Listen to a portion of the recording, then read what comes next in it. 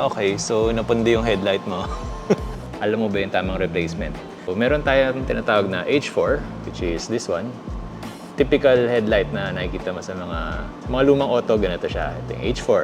And then, meron din tinatawag na H11. So, ito siya. Medyo mas maliit lang siya versus yung H4. So, side by side lang. Mas malaki si H4, mas maliit si H11. Some cars, yung low beam nila, H11. Tapos yung kanilang high beam is yung HB3 or yung 9005. So, may parang code din yan.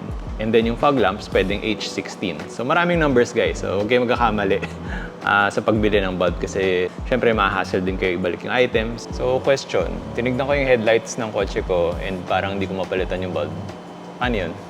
Well, normal lang yun, guys. May mga kotse talagang integrated na yung bulb or yung LED headlight nila. No removable bulb talaga. Wala kang mare-replace yung LED module or yung circuit board naka-built-in na dun sa headlight housing. So may mga ganong cases. So medyo naging common na rin siya.